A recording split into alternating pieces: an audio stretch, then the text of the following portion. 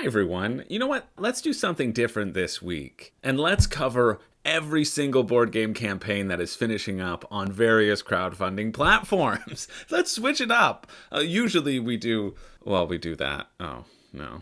Let's get crazy with it. Let's get a little spicy. Welcome to Crowdfunding Countdown, where we do just that. And I got a bunch of tabs open that I opened a day ago and now forget entirely what they all are, so let's check them out together. But before we do, I want to give a huge shout out to all my patrons for making this possible, and especially a huge shout out to the newest patrons, Dan, Tia, and Blah. Thank you so much for coming on board. It really means the world to me that people consistently support the channel. No matter how long you stay as part of the Room and Board Patreon, I'm very appreciative to you, and I'm just appreciative to all of you who tune in week after week, and I see you in the comments, and I just like hanging out with you. So on that positive note, no jokes or sarcasm gonna happen this time. Oh, did I blow it? I think I blew it. Let's check out the week. Let's go right into it, because we have potentially a lot of stuff, but also maybe nothing interesting. We'll find out together. Starting with Cities Without Number. And we're not going to talk about this for too much, but it's by the same creator of Stars Without Number. So if you're into RPGs, I would check this out, and I have that on good authority from Zachary Groombridge, who I believe was the one who told me to check it out, or somebody else might have as well. The next edition of the Rule Book Club, the Rule Book Club, however you want to emphasize it, that's coming out this week, provided I edit it in time. And I'm excited to participate in it. But so if you're interested in RPG content, make sure you check that out. And also check this out, because I believe Zach has some intention to cover Stars Without Number. He says it's really good. And so Cities Without Number also looks really cool as well. Stars Without Number, Worlds Without Number. Now you have the new cyberpunk age of Cities Without Number. You'll get a fully fledged system neutral toolkit for building a cyberpunk world of your very own. And it's about the same price, $25 US, 34 Canadian. That's kind of standard for these PDF of RPGs. So if you like RPGs, go check that out. That's just a little shout out for them. Lay down and roll. He croaks. All right, next we have Haphazard, Azulea Awakens, a story campaign, dungeon crawler, and RPG, twisted into a memorable print-and-play adventure for 1 to 3 reckless souls. You love print-and-plays, and I love talking about them to you, so let's check this one out, although I've already checked it out a little bit, but I want to see the video. See, here's where I am not a huge fan of just a price point. We'll talk about the game in a second, but $4, yeah. 9,000 word story, sure, 11 level campaign, $4, I love that. But it's only for 2 to 3 players, and it's really marketing itself as 1 to 3. I thought I saw that. It's in the picture up here before you hit play. And so just the fact that it says 1 to 3, right, and 1 to 3 right here, when you actually have to pay $19 for the solo aspect of it, since you're playing over Messenger to compete for the most renown against players around the world. So I guess it's kind of a linking everything together. But I do love this section right here, and these were going to be the points that I was just about to point out after reading through what they have on offer. It says, don't buy this game if you want a strategic board game with lots of mechanisms or components. It's an epic story with simple gameplay using 2 standard dice. And then it has some funny stuff here. If you live on the side of a volcano, if you don't like epic or unforgettable or adventure. Well, I've never liked epic, unforgettable, and adventure. Those are my 3 pet peeves. Anytime somebody offers me anything to do with those things, I'm not interested. The basic premise here is you're buying a story. You're buying the sort of narration, and you're going to roll 2 simple dice, and you're going to read through that story and have people speak it to you. And they're really pushing that the voiceover has a bunch of board gamers doing the voiceover. If you want that, sure. I think the draw here will be, oh, I'm listening to my favorite board game personalities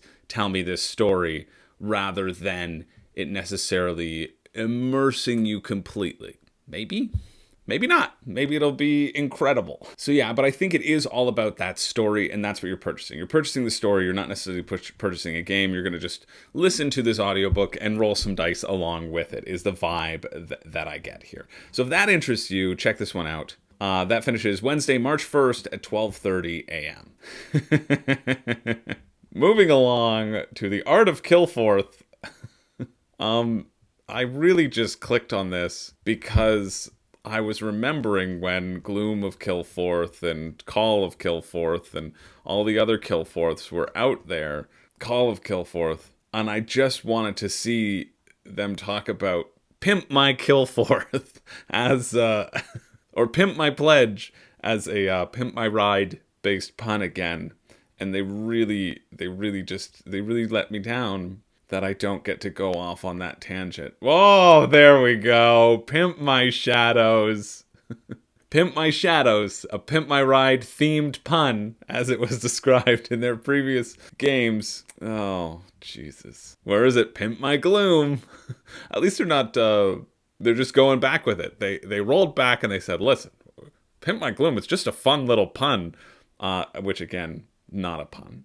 Not a pun whatsoever, but I'm just so happy to bring this forward again because that was a funny segment. And now you can get an art book of Killforth, or if you missed getting Gloom of Killforth, or Shadows of Killforth, or Call of Killforth, or World of Killforth, or my aunt's favorite cornbread of Killforth, any of the Killforths, my evil ex-wife of Killforth, my neglectful ex-husband of Killforth, just pimps of Killforth. I hear they're coming out with just a pimp expansion where you can have a number of pimps, and so you can pimp your pimp of Killforth. Then that's why I wanted to look at this.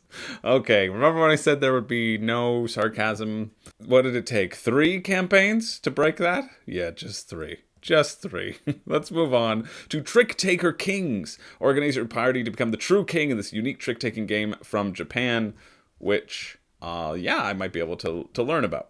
I am the truest trick-taker! That is what you're trying to become, who's the true king of trick-taking games. Compact box, $20. Cool. For 2,500 yen? That seems better than I was expecting something from kind of a first publisher would be. Basically, this is a trick-taking game where you're going to have these characters with unique abilities. Yeah, this one seems fun to me and seems actually a pretty decent price point. I was not expecting this. But basically, it's Screw Your Neighbor, Oh Hell, Wizard, that kind of trick-taking game where you have to bid and predict how much you're going to win. Twin Palms, that was another one. But what's really cool is you have 3 different skills, and you're going to flip one of them face down, and that will determine how you bid. And so you only have access to certain skills that you've drafted based upon what you're actually bidding, and then you can use those skills throughout the game to win certain things. You can also use your special cards, your king, queen, and jack that everybody has. The king automatically wins. The jack can kind of give you bonus, etc.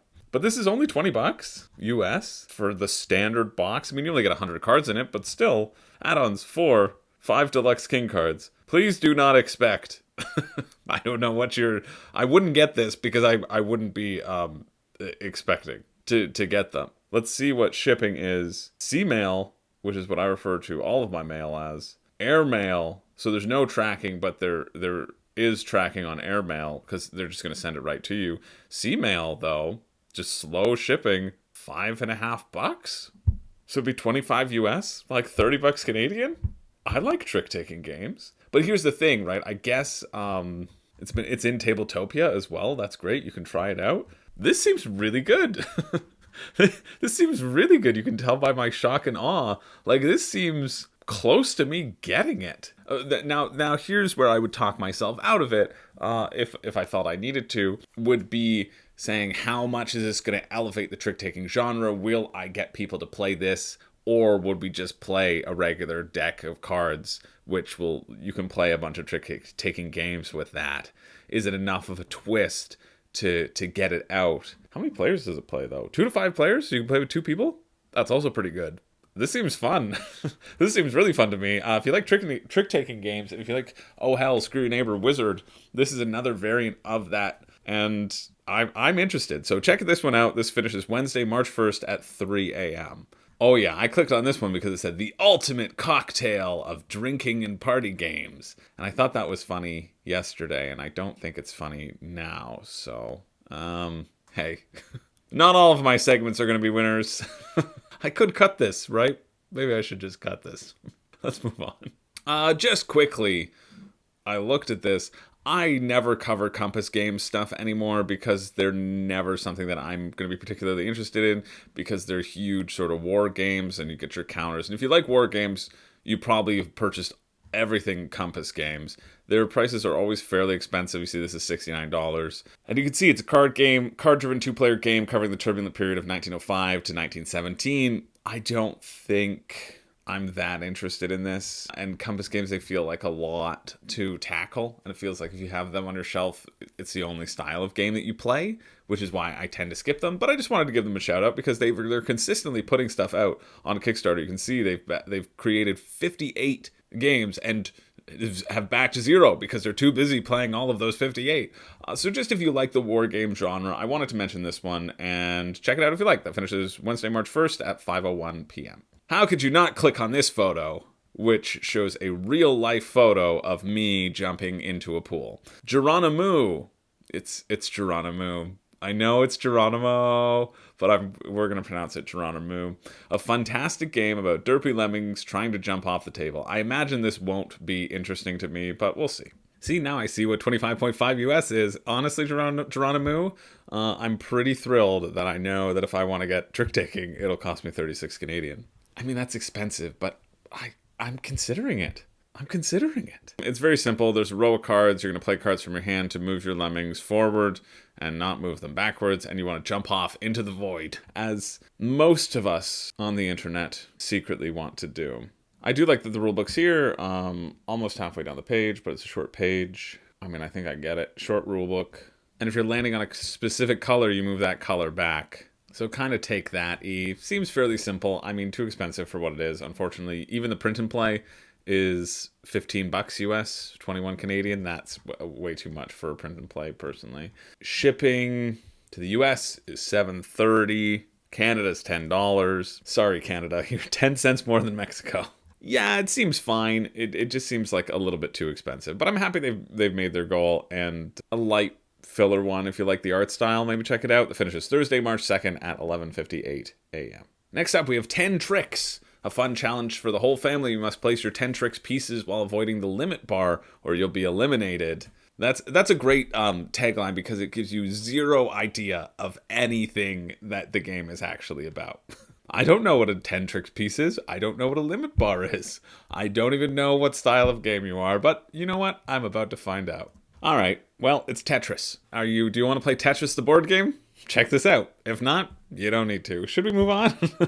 I don't think I really need to explain more than that. A card's going to get flipped up. It's going to give you a polyomino piece, and you're going to put it below this limit bar right here. Yeah, right there, the limit. And you'll want to push it to the limit and push your limit bar up, because whenever you complete a row, it goes up. So you basically only have this amount of space to work in, and you want to complete those rows to push the limit bars up, and then you can get effects that can lower the limit bars down on other players or delete pieces from your area. If you're a fan of Tetris and you like a tiling spatial puzzle game, something with a little bit of take that, you should definitely check out Tentricks. Well, then there you go. Yeah, that's exactly what it is. It's Tetris where you can screw up someone else's puzzle. How much is it? How much do we want it to be? And how much do we think it's going to be? I mean, I would want this to be... Let's look at this stuff. This isn't just Tetris? I beg to differ. It is Tetris. Rado. It's 100% just Tetris. It's Tetris. You're right. No, it isn't just Tetris. It's Tetris with Take That. Now, Cheapy McGee here. It's in euros. Cheapy McGee wants this to be 20 euros. Realistic Kickstarter, Chris, thinks this will be 35. 34 euros. Boom. Hey, went a dollar under. You know what? Well done, Tentricks. You just went below that limit bar. Now, I like Tetris, but I can play Tetris now on the Switch, which is pretty great because I thought that was me. I didn't cover this. Rulebook, they do have a rulebook, which is great, even though it's, 7/8 down the page. But I don't even think you need to look at it. I certainly don't feel the need to look at it. And then €9 shipping to a lot of places in Europe, then 19 to Europe, 19 to the US. Canada is not even included in this, so 60 euros to the rest of the world. I mean, yeah, I get it. At that point, though, like, who's doing this? Who's playing 100 euros, 94 euros for this game. No person. So, okay, so it's out for anyone in Canada, but for the US, you're paying 54 euros, which is like 54 US, and that just feels outrageous. It's like $70 Canadian for a polyomino game that you could probably print and play just looking at this game. It would be a very easy print and play if you even had polyomino pieces from some other game. There's clearly 3 of each card.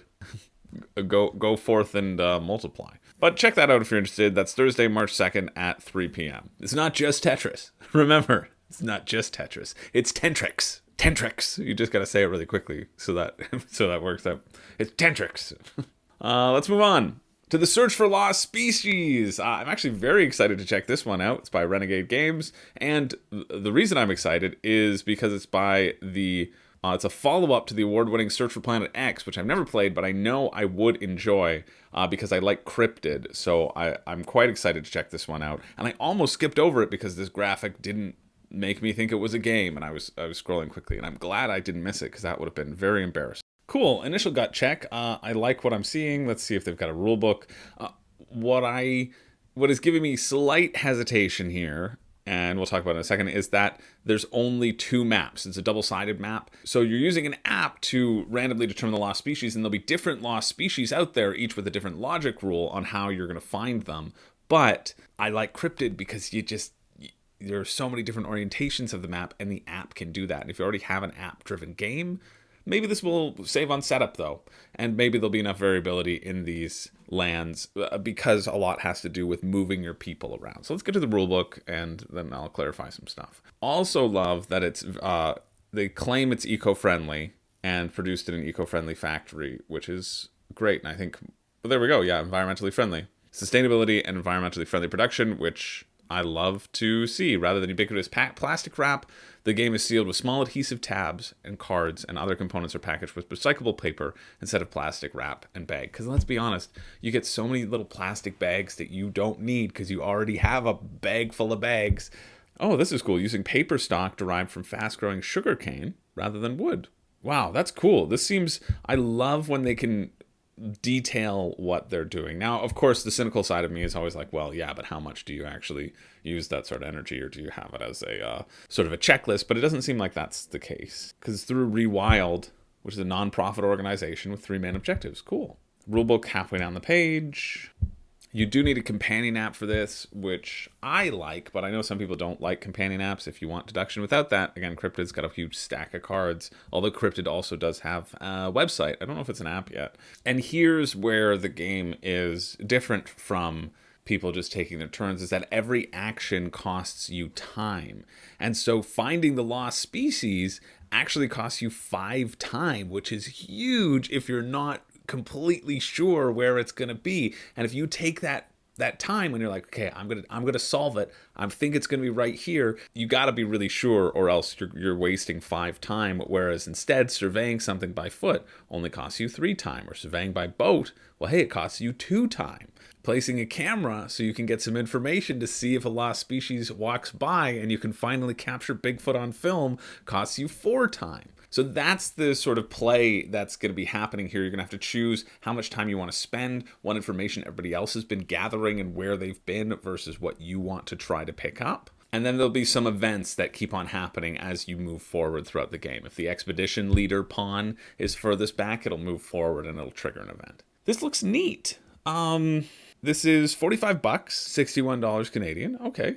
Be one of the first to get your copy. Shipping estimate in May 2023, so it's coming up pretty soon. It's basically completed here. This is a pre-order system.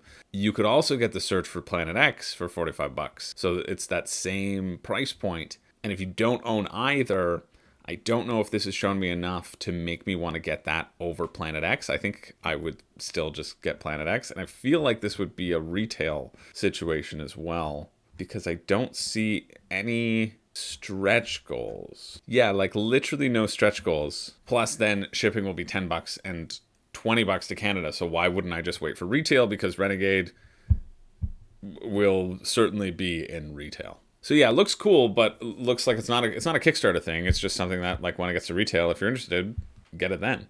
But if you're interested in getting it now for some reason, you want to pay more for the same product, well, check it out. That finishes Thursday, March 2nd at 1:01 p.m. Moving along to Alynthia, a cooperative or competitive game where 1 to 5 players build their kingdom and overcome relentless swarms of dragoons. Yeah, I know it's dragons. Somebody sent me a message to check this out. I think one of my patrons sent me this message saying that a coworker of theirs was working on this. So I am immediately biased and I give it 5 stars and it's the pick of the week. Hopefully, I'm hoping. Let's check it out and let's see. Okay.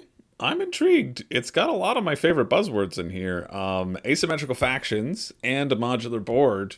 Those are my top 10 board game mechanics, so that obviously is going to get me excited. I'm always a little hesitant, and maybe this is unfair, but I'm always a little hesitant when with a cooperative and competitive mode, especially if it's kind of like a first created thing. I feel like there's one mode that's probably going to be better, and it could be targeted to that. But that being said, I can see the legitimacy in both. Cooperative feels like it's going to be easier because you're just going to be targeting these dragon nests that are spawning things out, and you want to destroy them. And in competitive, you can ignore the dragon nests and let somebody be completely ravaged by them. As long as you're getting renown and the kingdom's like, yeah, we love you. You can stand upon your throne of glory right before all the dragons that you haven't dealt with consume your flesh with fire. I'm sure that's how the end of every game happens. You're like, I win! I'm the champion! And you look to your right and there's just an army of dragons and one flies in and bites your head off.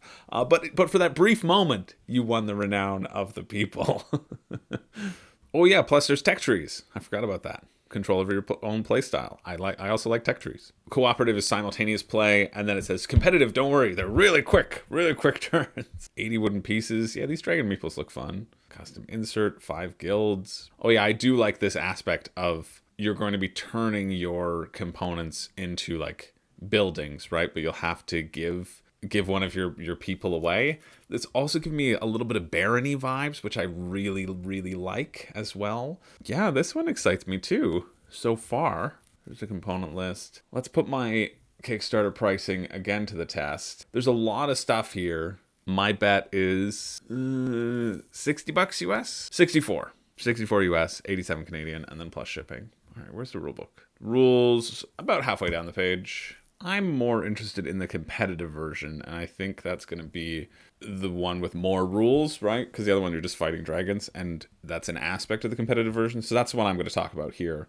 You can see here the difference, though, is there's a bunch of dragons. They still roam the land, but they are fewer in number and much less deadly, so that you can go around punching each other in the face, too. Cool, and the differences between the guilds are these little tokens, and you can kind of upgrade them. As the game progresses, rather, there's going to be 1, 2, 3, 4, and you're going to play that many rounds, and you get to unlock the abilities as you go through. At the end of round 5, maybe only 4 rounds to get stuff. I like games that do this. Actually, one game that does do this, well, I should save this for a review. Well, I'm going to do a review about it anyway, is Holotype. I talked about Holotype way back when it finally got in. We played it for the first time the other day, and I don't want to say I'm always right when looking through a rulebook and knowing how the game plays, but I was friggin' right about how this was going to play, and it is friggin' fun. It is a friggin' great simple cube pusher with a dinosaur theme. And it does a similar thing to Alynthia, where at set points during the game, you get to upgrade yourself. You just get bonuses, and you have a variety of bonuses to choose from. Alynthia does it a little bit more in that your bonuses are unique. Your bonuses are all the same.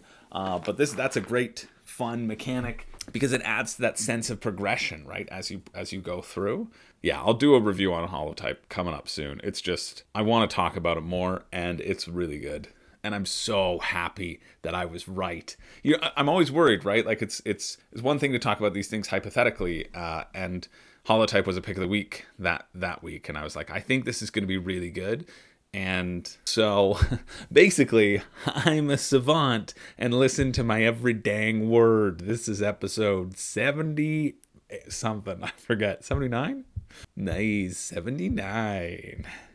I'm sure 10 episodes ago was when I covered Spicify, but I can't be sure. This is a big rule book because there's a lot of little fiddly things. It feels like they're trying to do a lot here, which is exciting to me because I like the things that they're saying, but it just means you need to know a little bit more. Like, you're going to be putting your outposts on the board, and then they're going to give you rewards just wherever they are. They're producing the goods that where they sit, and then you can upgrade them to give them additional different rewards. Oh, you can also trade resources. Yeah, it feels a bit everything in the kitchen sink, but not in a bad way. I mean, Endless Winter feels like that too. I'd like this rulebook structured differently. It's a bit confusing. It's not like that confusing, but here's the action phase. This shows you what you can do and how much it costs to do that thing. Players take 2 actions at a time until everyone has passed. Okay. But it doesn't really break down the ins and outs. It just keeps on breaking down the items. There's so many little things that it's breaking down. But I guess because that's the actions are fairly simple. You can move, you can recruit workers, you can buy cards, or you can attack people. And you're just trying to control the area enough so that you get to harvest and get renown, basically. Yeah, your action cards are just one-time bonuses, so you'll want to really spend most of your time trying to manage this board. I kind of like how the tiles are broken up. You're going to be putting down those tiles. Yeah, it really gives me... The reason why I'm inclined to be interested and excited is because it gives me that barony vibe, which I really like. Here's where it'll hurt. But if you're getting 2 people, that's great. US $17 shipping, $18 for 2 copies, though. Canada, $30 shipping, so this is looking at 94 Canadian, like $120 Canadian. That's just, yeah, that's tough. USA, it's $81 to get it to your door, also tough. This is a sort of game that won't be in retail, though, right? You can tell, oh great, you can play it on Tabletopia. To start, that's probably why it's just over its goal, but honestly, I would expect this to be higher. It looks pretty good. If you like area control, the modular map feels like it'll make everything different. There's a huge focus here on making everything different and variable and exciting to go down different pathways with the asymmetrical factions, the different abilities in those factions, the different outposts, the different building upgrades you can do to those outposts as you spread across the map and put your people down and control choke points to try to get a ton of renown.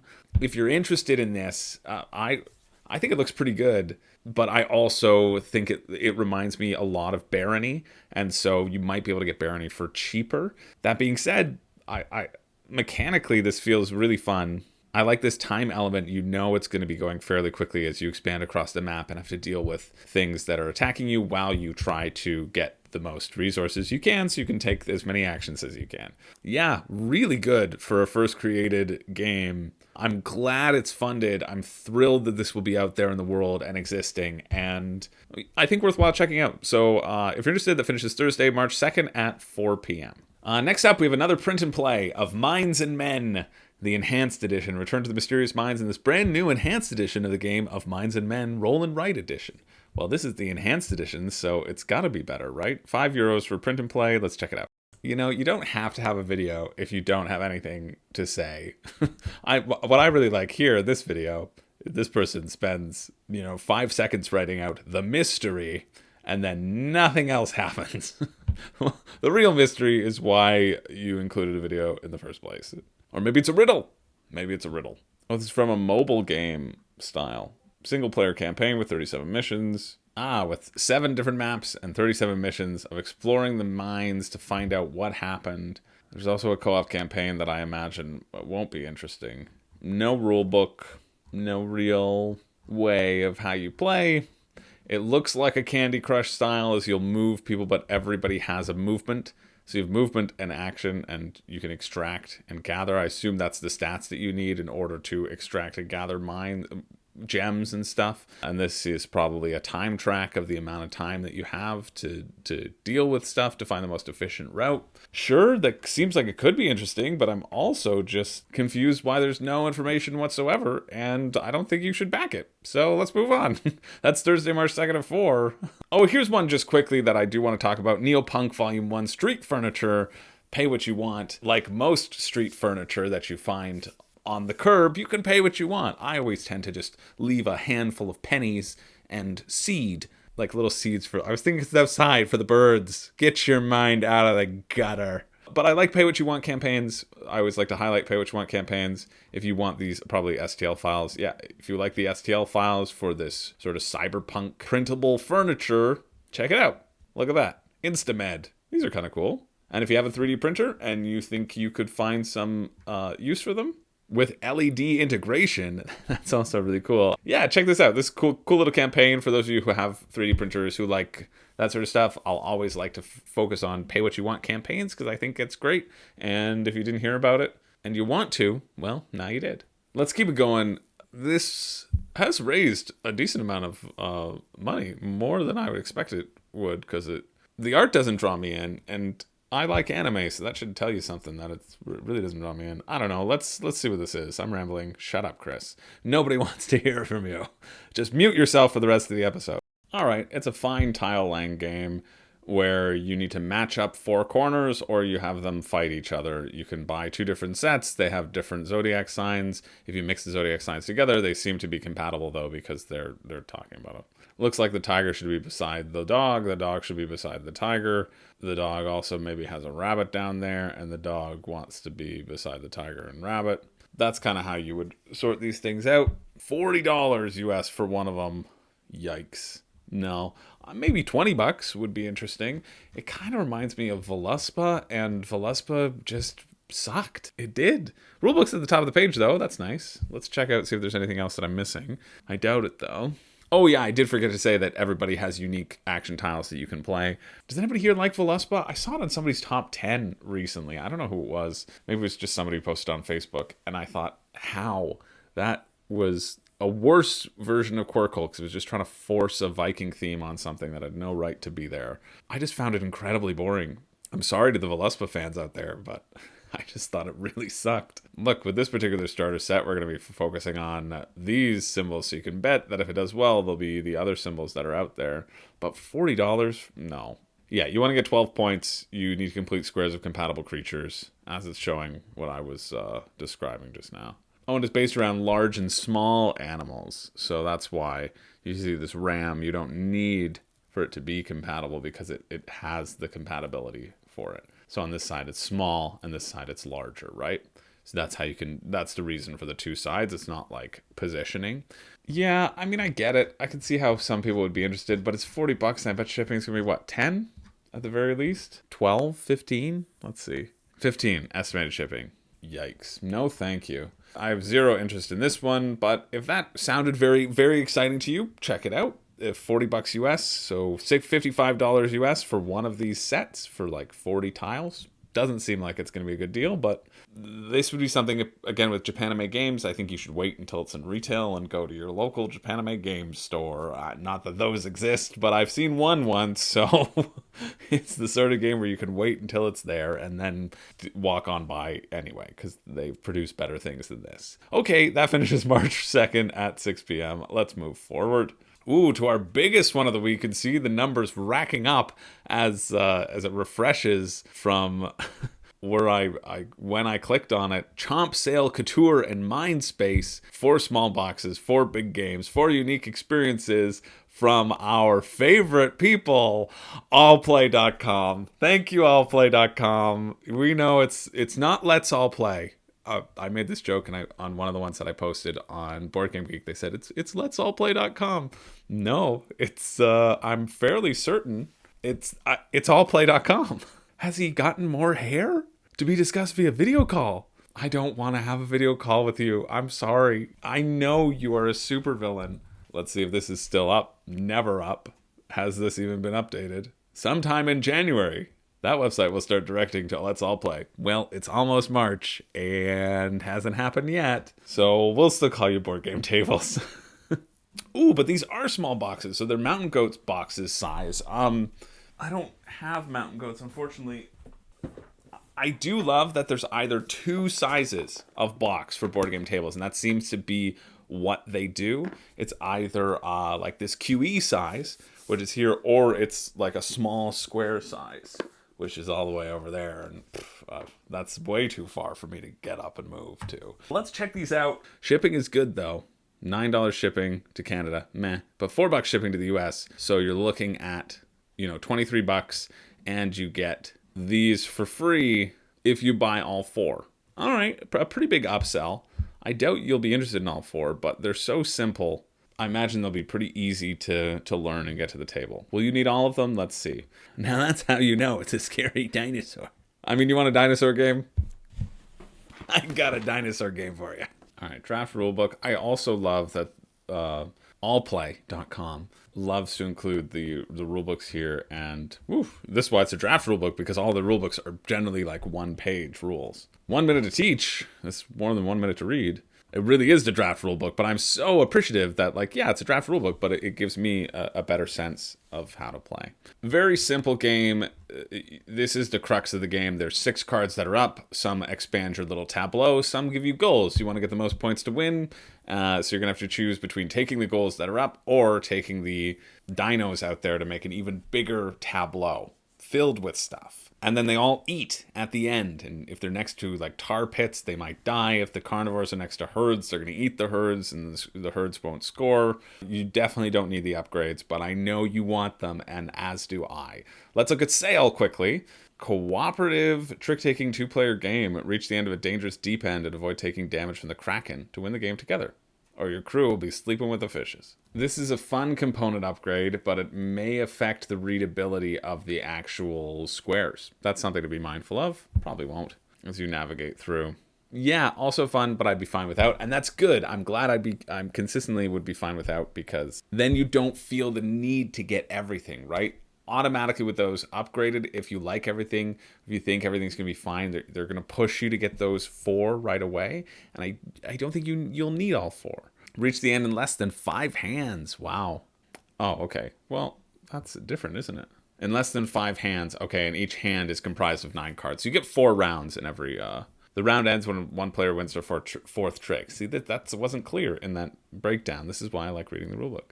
I now have a longer game than the campaign page was telling me, which is good because that's what I want. That is kind of neat, though. So you're going to be sitting on either side of the board, basically, and you're going to be playing these tricks, and whoever wins the trick, the ship moves in that direction, and then depending upon the symbols that you play, you can do different abilities. So the wheels or the cannons to attack. That one actually seems pretty fun, but again, I like trick-taking. Trick-taking should probably be higher up on my mechanics, because every time I see it, I get excited, but I also don't end up pulling it out that much, or maybe I just don't have the group for it, or maybe I feel like I need to play heavier games rather than like cards on a game night. I'm like, nah, I carved out the time to play games. I can't just play cards. I gotta play games. That's probably it, to be fair. Let's move on to Couture, which I love fashion as a board game theme. I think it's really unique. I know Rococo and Pret-a-Porter and now Couture have fashion, but being so fashionable myself, he says as he wears his Olive Garden busboy hat and old Tetris shirt. Oh my goodness. Oh, Tentricks, I'm so sorry. Oh, Tentricks, I forgot what I was wearing, and we missed that opportunity. But at least we got it here with Couture, where we can take on the role of supermodel of the world, just like Kimchi and Candy Muse. Yeah, I said it. Work, supermodel, work, cover girl. That's like 4 different songs. Ooh, there's the component upgrade. Bedazzle your game with 3D city skylines and foil printed magazine covers. Next. I do like the size change, though, so that it feels different than just a regular card. All right. Might actually be the most noticeable change, even though I was being sassy about it. 7 turns, 3 simultaneous auctions per turn. This is cool. And I think it's all about that auction, that simultaneous auction that's going to be interesting here. So you have these little cards in your hand to separate the dividers, because you're going to be bidding in 3 different cities, and you're going to be bidding in those cities to either get cards to get fashion items from those so you can walk the runway in them, or you'll get additional bidding cards which will let you bid higher and better stuff. But oftentimes it seems, according to the rulebook, that some of these bidding cards will allow you to put the bidding cards back in your hand, or some of the bidding cards will force you to discard a bidding card, and you're going to have to manage that as you bid throughout. So I'm sure there's going to be an ebb and flow of what sort of cards you're getting and where you're bidding. Seems interesting. I was more excited for this simultaneous bidding in this breakdown rather than reading through the rule book. I think this one is one that it's hard to guess what it's going to be just without seeing a lot of the cards. So I'd want to look into this further, but it seems okay. And then finally we have Mind Space, which is a polyomino roll and write. Wow, those are big dice. Yeah, that's a fun component upgrade. Less readable though, but still fun. And a second set of dry erase markers. Yeah, feels decent to get now just for the bonus. It'll definitely pay for itself in the shipping if you were to get all 4. This is what's throwing me off. This says it's a 4 here, but really the 4 should be here. You roll the dice and then you just put them in front of the shapes. It's basically to determine the color of the shape. I don't know why the 4 is there. I think this should be a 5 to be there, and then the 6 should be there, right? It should be 1, 2, 3, 4, 5, 6. That's what the rulebook's telling me. Maybe there's something that I don't know yet. And here's the rule, is that when you draw your shapes, they have to be not adjacent to a shape of the same color. And so you want to fill up your board as you go through the various rounds and plop in the shapes and get points. While you're also going to be completing goals, and all of the stuff has different requirements. So you earn 2 points for each purple square that is adjacent to an orange square, because hobbies are more fun when you share them with friends. I love that. And orange is friendship. I really love that. This is one where I was the least excited about it going into it, and I think I might be the most excited about it out of the 4. So there we go. We got Chomp, which is tableau and goals. We've got Couture, which is that bidding game. Sale, which is a trick-taking game. And Mind Space, which is a roll and write polyomino game. 76 US or 103 Canadian to get all 4 games plus shipping would be, for a 4-game bundle, is $4 though. So it's $80 total, be $20 for each if you wanted it. Plus you would get the upgrades if you got all 4. But here's the thing, right? Like, I think the upgrades are going to push you into getting these games. And to be honest, I think board game tables, Allplay. I think Allplay, they do really good stuff. I see the benefit and the enjoyment of owning all 4 of these, but I'm also trying to be realistic about how many you're going to play, and are you just going to be pulling out Mountain Goats instead of one of these 4, right? Mountain Goats is surprising to me how fun and quick that can be, because it's just a better version of Can't Stop, a quick push your luck sort of fun game. I really like Mind Space though. I would love to check that out, aka talk to Allplay, get them to send it to me, and then give it a positive review, because I already know I'm gonna like it and get the game for free. Not so sure about Couture, which is a shame, because I thought that was gonna be my number 1. Chomp feels just fine to me. And Sale, I think I would have fun with, but I don't think everybody else would have fun with, to be honest. And so when I put it in that perspective, then it might just make sense to get Mind Space or none of them. However, if those did seem interesting to you, you can see all of their other sort of small games as well that you can get in, or tricky card games, some of the trick-taking games. Small box, big game. Yeah, I agree that Mind Space is a good game. Mind Space seems very, very exciting to me. If those 4 interest you in equal amounts, that feels like a good buy, especially with that shipping. You're going to be paying $20 for each, and they have good component quality. I feel like that's reasonable. Yeah, I can understand why it's raised so much money, but I would hesitate, and I would caution you, and this is just sort of your reminder from Dr. FOMO MD, to make sure that they do all interest you in equal amount, and it's not just one, because yeah, you could get a little extra thing for free, but none of the upgrades feel like they're necessary to me. None of the upgrades are something that I would ever pay the amount that they're asking for. I would just say, yeah, the base is fine. I'm not going to pay 30 to 50% more to get these additional things. But I do see the value here, and that it makes sense if you do like them. This feels like a pretty good purchase. So anyway, check that out. That finishes Thursday, March 2nd at 11 p.m. if you're interested. Clearly, I just clicked on this because it's an Attack on Titan reference. Micro Dungeons Against the Titans edition. It includes 5e or OSR compatible versions of Fighting Titans for $2. If you like Attack on Titan, well, and you like 5e, check this out, because then you can go and be Levi and Mikasa and just chop them up. And if you don't like Attack on Titan, get out. Get out of here. I'm finally caught up. I can talk about Attack on Titan now without receiving shade from my patrons who have finished Attack on Titan before me.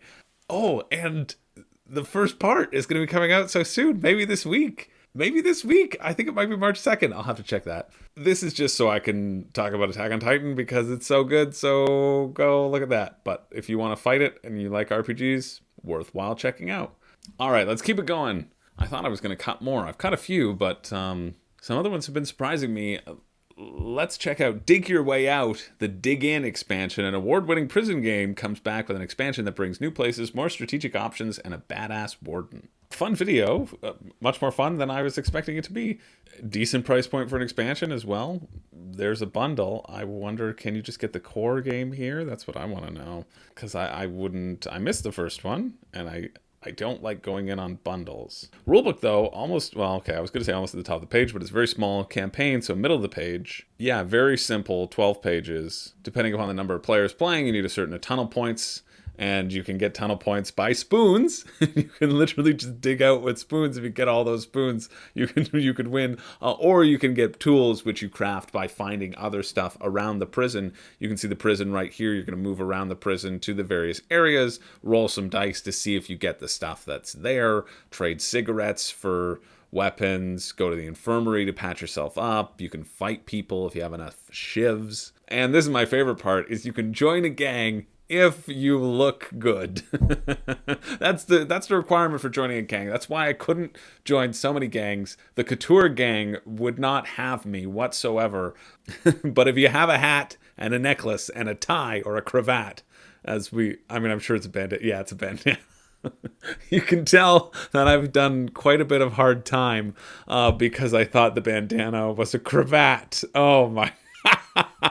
That might be the most embarrassing thing that I've ever done on this channel. And I was here for April Fool's 2022.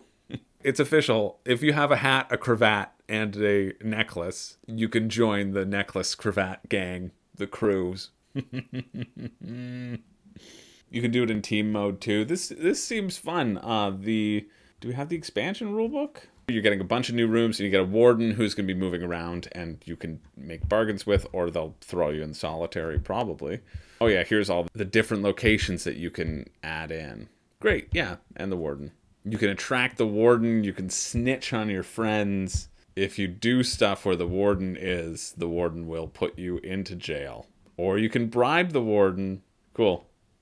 Love it. It seems like a nice, fun little addition. I just wonder, an add-on, an extra dig out. Okay, so presumably you could get just dig out for $30 rather than needing to spend the full $49, which is interesting because this is $1 cheaper than that if you just did that and that. Not sure why that bundle exists. Shipping $9 to the US, 19 to Canada, so it would be 49 just for me to get the regular one, which is 70 Canadian, which is too much. If it were 30 though, $30. This seems like a fun little easy game, quick filler, running around, rolling some dice, getting some stuff with a fun art style.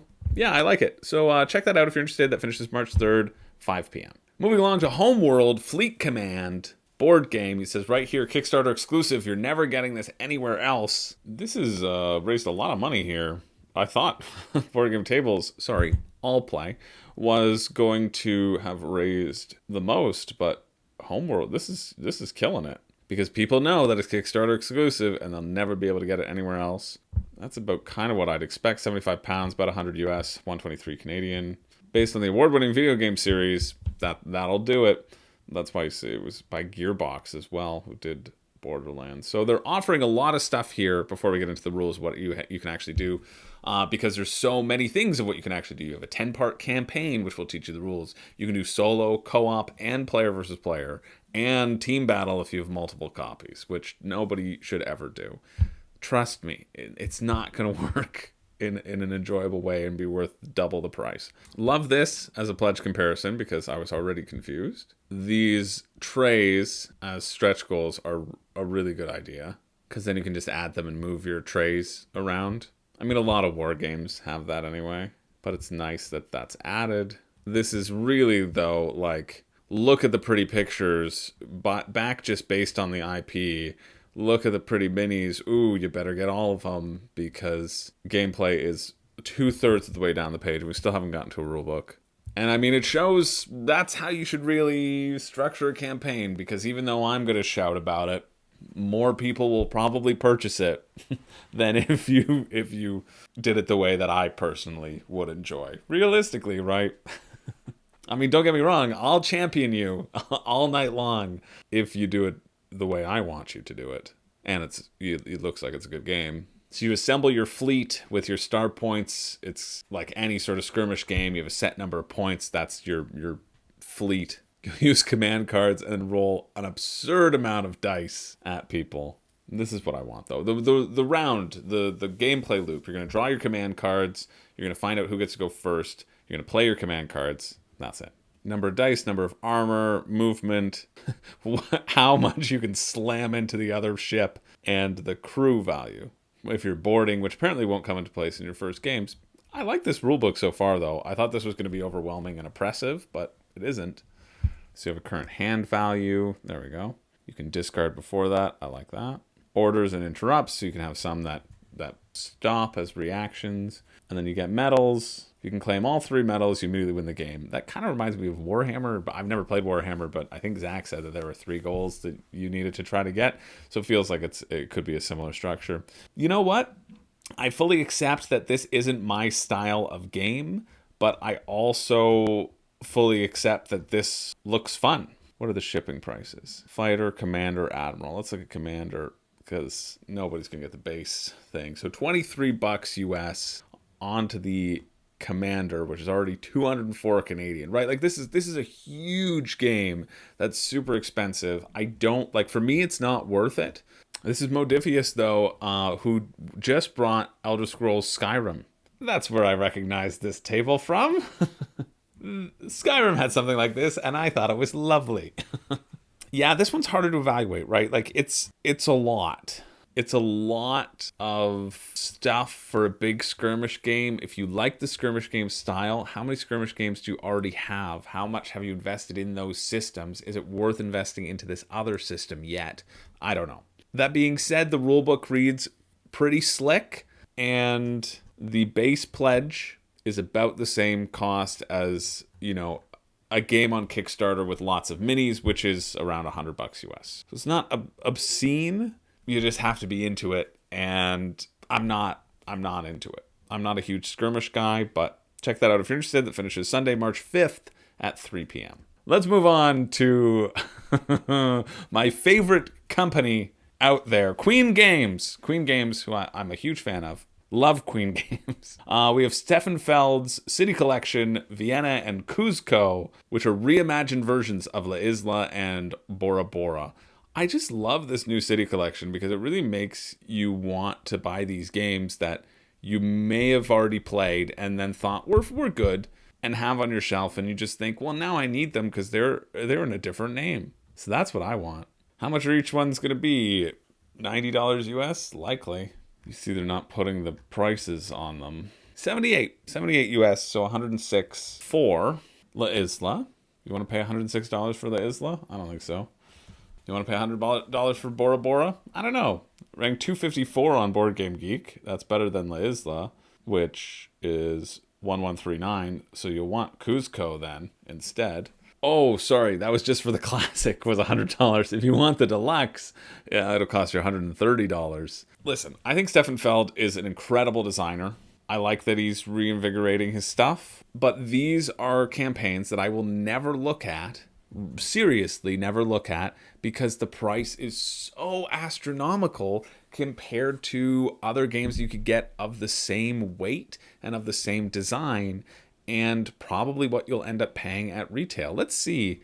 Well, here's the reason why you get them. Print run, only 1,000 copies available for all retail worldwide. Why? No idea. Just to generate this weird scarcity thing where you can artificially create scarcity so that you can raise the price, maybe. That's what I would assume. I do like this, though. Eco-friendly storage solution. Great job.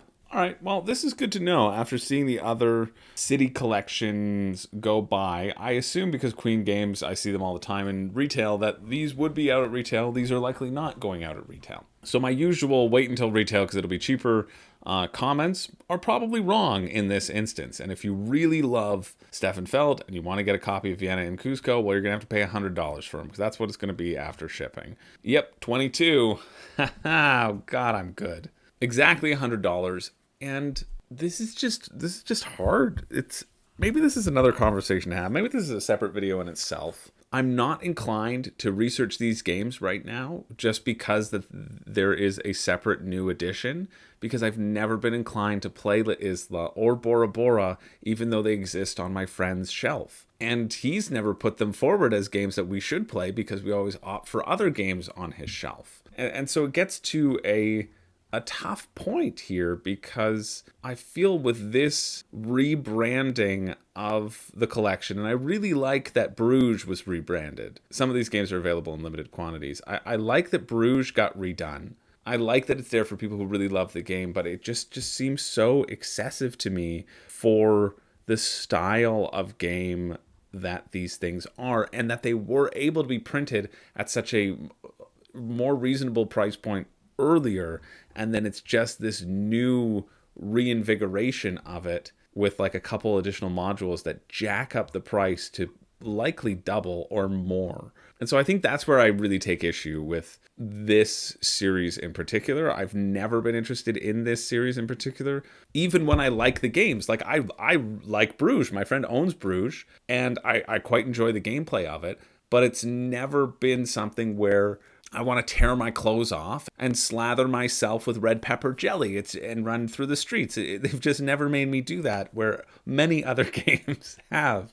So this one's tough. I don't think I can divest myself from me knowing that these other games existed and the price points are just jacked up. Like, I think if they're popular games, I understand how people have to jack up the price points and maybe make a profit in a industry where margins are never interested in having people of the board gaming industry make a profit. Like, I understand this all, but I don't see the point of the rebranding other than to make it seem fresh and interesting and new, when it's similar games that have been out there, and the modules in the previous ones haven't ever made me believe that it warrants paying triple or quadruple the price of what they used to be. And I say quadruple because, like, Vienna Deluxe plus shipping is $200 Canadian.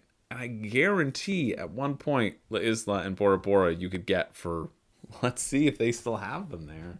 I mean, it's sold out, right? But it was $34 Canadian. And so what's the difference between, this is $34 Canadian, right? Of course, this could have been an older listing, and inflation has happened, so we have to consider that factor that into the consideration. But is it worth paying almost 6 times now for being in Canada for an additional double layered player board and some modules that they don't even specify in this breakdown? I don't think so. Anyway, if you're excited about this, let me know why. I'm always very interested. I'd love to hear your thoughts down in the comments about this in particular, of the back and forth between new deluxe editions. I guess we saw this in Castles of Burgundy just recently, right? But I feel like the deluxifications on Awakened Realms side of things seem more impressive than what Queen Games is capable of or has put forward here. They just give you custom metal coins that they charge you $40 for every single thing, and then don't give to some of their backers, I think. I forget what made me really angry at them previously, but they weren't honoring a previous price from people who had kind of signed up already in the first one of these. I think that was it. I think in the first go of this city collection for Hamburg and Amsterdam or whatever it was, there was a tier where you could buy the other two way in advance and kind of lock it in at the pricing, when some of the previous backers were like, hey, can we get this additional reward too that is being lumped in with people who got all 4? We backed the previous one and we're backing this one. We understand we have to pay for the additional cost, but there's like a special token that like backers are getting. We did back the previous one. Can we get that too? Queen Games is just like, nope. No, not gonna reward loyalty whatsoever. I'm fairly certain, if I remember correctly, that's what happened, but so that's why it's always left a weird taste in my mouth. But let me know in terms of this needing an update, if the update looks impressive enough, or if it's just adding a new shine to a product that people already found was just fine. All right, that's enough of that. Let's keep on moving. I'm going to have to cut down on how many campaigns we look at because these are going to be real long. But I like looking at everything, right? I really do. I think you can find some nice hidden gems in here that you don't get otherwise if you don't look through everything. And that's hopefully the value that I add to you all. That's the only value I wish to add. I know my personality does not add that value, and I've accepted it. But at least I can give you good information. Speaking of people giving good information, somebody put this in the comments, and thank you for doing so because I had skipped it, and now it's in here. Roll and Meow, the cat burglars, a unique roll and write game about cat burglars breaking into a mage's mansion. I don't know why I skipped it. I think I thought it was an RPG. Oh, because it said 5e, print and play. So I saw an RPG element here, and I didn't know what it was. And I think that's why I skipped it. So now I'm excited to check it out because we love print and plays here. Room and print and play. That's the new channel. Listen to this friggin' rockin' beat. Oh yeah, this is cool cat music. Cool cat central right here. Saxophone, more like catsaphone. €5 for the print and play, where you can feel what it's like to be a real cat burglar. Game was designed for primarily 1 to 2 players in co-op or competitive mode. Interesting. I think it does feel like a 1-player mode then because of this one mechanic, which is the real-time safe unlocking, where you're going to have to rotate and flip them and move them around and shuffle them and kind of shift them all around to unlock the safe, which feels kind of fun. Okay, check out the basic rules here. I'd like to see it in a rulebook form. All future content. I love when roll and writes do this. No rulebook, which I don't like. But a 16-minute video, so let's get the gist of it. All right, I mean, it seems cute enough. You're going to roll your dice. You're going to choose where to assign them. You can assign them to your little lock-picking mini game, which is right here. Everything has its own individual pattern of what you need to open the doors. And so if you have that pattern on your sheet covered, you can open that door. Each cat is going to be able to generate points in stealth, agility, and strength, and that'll determine your actions. And I like that it's not just roll to move, it's roll to get a range of movement. I mean, it's kind of roll to move because you choose how much you want, but you have multiple dice, right? So you choose how you assign those and where you need to move and move things around as you try to get 3 different loot and the safe. Break into the safe and 3 different loot, and you win the game. Seems cute. It's cute enough for a $5 print and play as far as these things go. Seems fun, so if that interests you, check that out. That's Tuesday, March 7th at 6 a.m. And finally, last of the week, we have Blueprints of Mad King Ludwig, a flip and sketch strategy game by Bezier. I assume it's Bezier, yep. An all-new game to test your architectural skills as you puzzle out and draw the most extravagant blueprints for Ludwig's next castle. This, I can already tell, this is one of the silliest produced games out there. How they're trying to sell you to get the Kickstarter edition, to pay for the shipping, is like, hey, listen, guess what? In the base game, you're only going to get 1 set of colored pencils. But if you back now, you're going to get 5 sets of colored pencils. That's 40 colored pencils. For 60 colored pencils on Amazon, it's $13.48, so 22 cents. 22 cents a pencil is how they're getting money off of your pencils. Do we think that's hard to produce? Do we think that's an acceptable stretch goal? I don't think it is. Well, I mean, I think it is, but I think that should just be in the base game because you're going to be playing with multiple people. Sleepless in Bavaria. That's funny. The premise of this feels pretty neat, though, because you're going to have a little sketch pad where you get to draw things over top. And I like that you can orient these buildings however you like. I mean, obviously, there's going to be one orientation that works the best. Oh, yeah, they also said, oh, we know chip theory games. People love their poker chips. We'll make poker chips for the goals that you have to shuffle. So you can shuffle them now. It just seems silly to me. But look, they're really featuring the 8 different colors of pencils on their main YouTube video. So $40 for retail with only punchboard favors. Yuck. And 1 box of 8 full-sized colored pencils. That way you can really color those motes in the proper color. But here's where we really get exciting. $70 only included in deluxe. You're going to get game tray storage. You get 1 extra sketch pad. You get 1 extra score pad. We always love score pads. So 50 sheets of paper. That's got to run up the bill. Oh, punchboard favors again. In the deluxe? extra unlock stretch goal room cards, and then plus 4 extra boxes of 8 full-size colored pencils. I mean, that is worth no, and 1 castle-shaped wooden pencil sharpener and a neoprene mat. But let's be honest, these 4 extra boxes of colored pencils, that's what makes it worth the extra $30 right there. I can already tell you it's the pick of the week, and I'm glad that they break it down here. I actually am glad that they break it down here. It's a good breakdown. Oh, wait a minute. You're telling me that there's lettering on the pencils too, as if this couldn't get any better. I wonder if I could just get even more pencils as an add-on. Personally, I want 20. Yikes. And shipping is $17. So base game is going to be 57 US. That's like 70 Canadian. No world. The deluxe is 87 US, over $100 Canadian for a roll and write. Even with those colored pencils, wait, but there are 5 boxes? This just in, you are getting 5 boxes of colored pencils. It is worth $120 just for that. Canadian, right?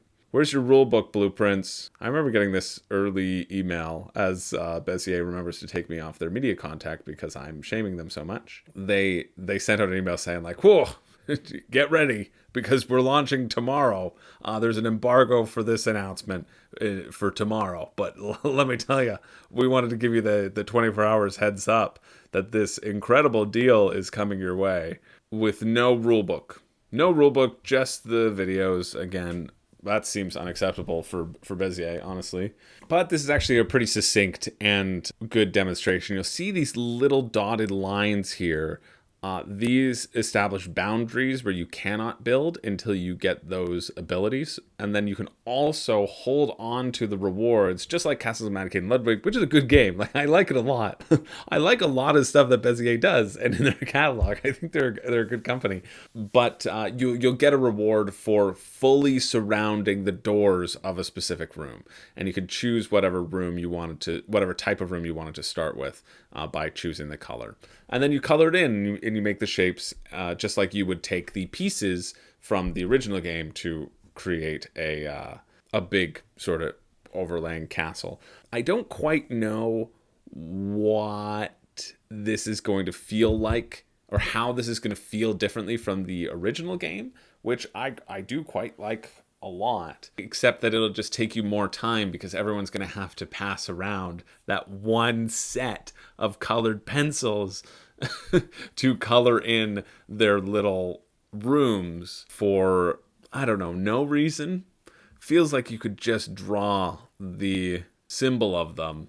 I guess the reason is to make it pretty. The reason is to make it a roll and write that you get to color things in. But for me, that just kind of feels tedious. It's too expensive and tedious for what this game actually is. I would never get this over Castles of Mad King Ludwig. I don't see how this would improve upon the original. I think the original is really good as it is. And I think this seems like a downgrade from the original. But if you're interested, check it out. That finishes Tuesday, March 7th at 12 p.m. And that's it. That's all we're covering for this week. How many tabs was that? I don't know. We'll figure it out when I'm copying and pasting them all into the description below and then into the Crowdfunding Countdown Master List, where if you ever missed something that I've covered, you missed a week, I know you wouldn't have.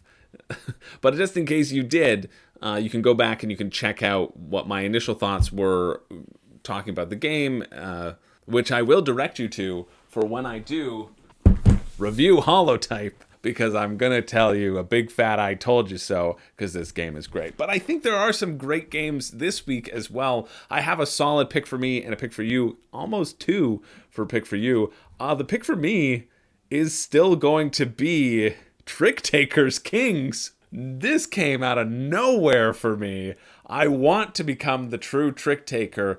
I think having just seen a whole bunch of games and looked at them and saw different trick taking, it might help me hold off on purchasing this, but still, it would be 36 Canadian to get it to my door with shipping for this game that nobody would have in a fun little trick taking game. I think the $20 price point feels very nice for what it is. It's 100 normal cards, but it's a fun little game. I hope that this would be fun if you like trick taking. I think it does. Like, the idea of these special abilities is what seems very exciting to me. And I always like bidding and having to make that bid. And the fact that this plays at 2 players as well is a potential. So I'll check with Renee and see if she'd be interested in this. And if she is, then I'll pull the trigger and get it. Quite legitimately. So that's why it's picked for me. I think it's very fun. And the pick for you is very close. Runner-up, not official pick for you. Well, I got 2 pick for yous. How about this? One if you want to support an indie company, and one if you want the good value if you like all of them. And, well, you know what that one is. But let's cover the indie one. Alynthia, actually, I think deserves a shout-out. I think this is going to be pretty interesting. I think the higher price point is a shame with the shipping, and it may not live up to that. And Barony also might scratch that itch if you're feeling like this is interesting to you. But there's enough here that's different, and there's enough here with variability, and I'm a shill, and I want people to like me, and someone told me to look at this, so I want them to know that I did.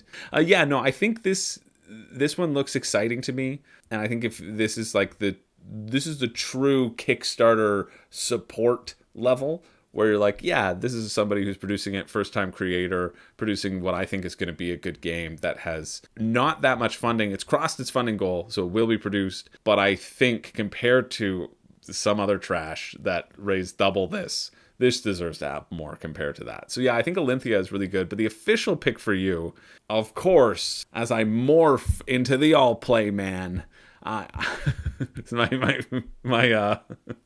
Yeah, it's horrendous. And please get it off the screen.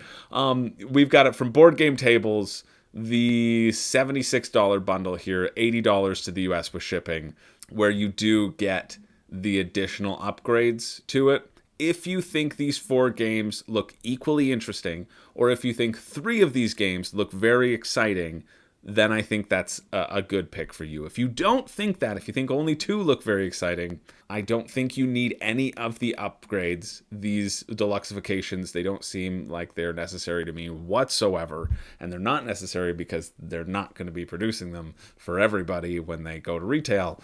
But if you think all 4 look good, or if you think if you think 3 look really exciting, then I would pull the trigger on this because the shipping is outrageously good. I mean, it's probably offset by the price, let's be real. These games are very small.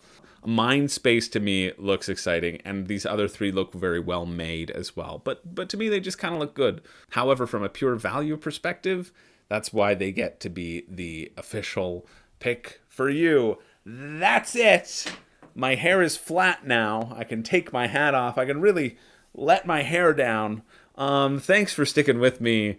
I appreciate you all hanging out. Let me know what you're backing, what you're not, what you're excited for upcoming, all of that stuff. I'm always interested to hear. And yeah, I just really appreciate being here. This was a tough one to get around to filming. And I'm just happy that if I'm providing you all with value and insight and saving you all time and whatever service, and maybe giving you one single chuckle along the way. I don't know if that happened this time, but I gave me that chuckle with, the Cravat Gang. Maybe that's what we'll call the Room and Board Patreon from here on out. This isn't a Patreon push. I just thought that was a funny gang, and maybe that's what we'll call the viewers. We're the Cravat Gang. Why does it have to be Patreon exclusive? It doesn't. We're all here together. I appreciate you all being here. You're all great. So thanks. That's it. Get out of here. My name's Chris George. I don't have a catchphrase, and I don't have a sign off, so go away. Also, tell me what the last game was that made you tear off your clothes and rub yourself in red pepper jelly and run screaming through the streets. Because I know it's happened, and I'm curious to see what that is. Okay. We're done.